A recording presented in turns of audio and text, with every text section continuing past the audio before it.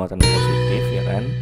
Sedangkan Cl karena dia menerima satu dan kelebihan elektron, jadi dia bermuatan negatif. Oke, itu adalah ikatan ion ya. Terus yang kedua itu ada ikatan kovalen, yaitu ikatan yang dihasilkan dari penggunaan elektron bersama gitu oleh dua atom. Contohnya di sini adalah atom Cl2 nih. Kalau tadi NaCl ya. Senyawa NaCl, yang ini senyawa Cl2 atau molekul Cl2. Nah, di molekul Cl2 ini si Cl-nya itu saling memakai elektron bersama gitu. Supaya apa? Supaya terjadi kestabilan, atau biasanya itu ada di aturan oktet tuh teman-teman. Oktet. Jadi si Cl ini kan ada 7 kan elektronnya kan. Di sini juga ada 7. Nah, oktet itu kan berarti kan dia harus 8 elektron ya.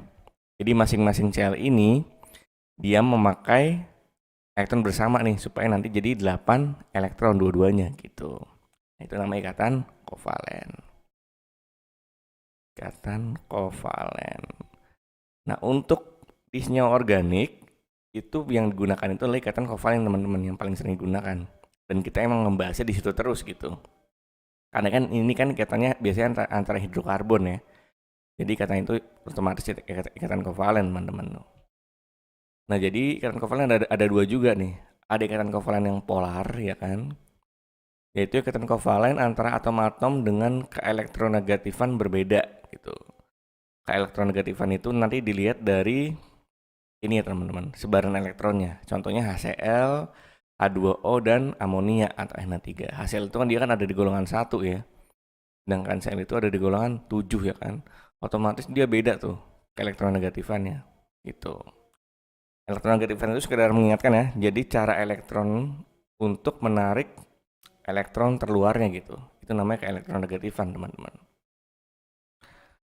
Terus H2O juga kan H-nya di golongan 1, O-nya itu di golongan 6 ya kan. Jauh tuh lumayan bedanya tuh kalau di tabel periodik. Terus NH3 juga sama gitu.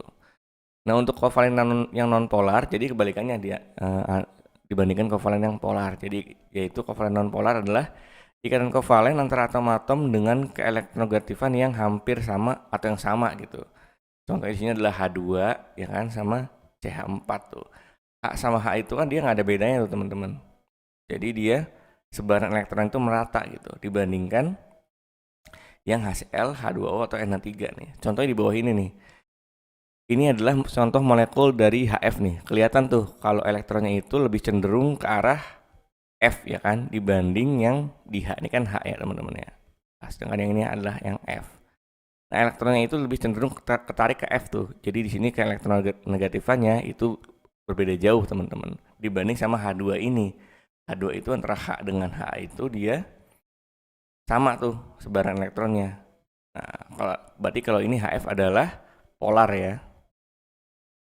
LIH gimana? LIH itu kelihatan tuh sebarannya itu lebih ke H ya kan. Berarti dia adalah polar juga. HF apalagi dia polar ya kan. Sedangkan yang H2 ini adalah yang non polar karena sebaran elektronnya itu dia merata gitu atau hampir sama ibaratnya. Nah, sekarang kita coba latihan ya. Di sini ada tabel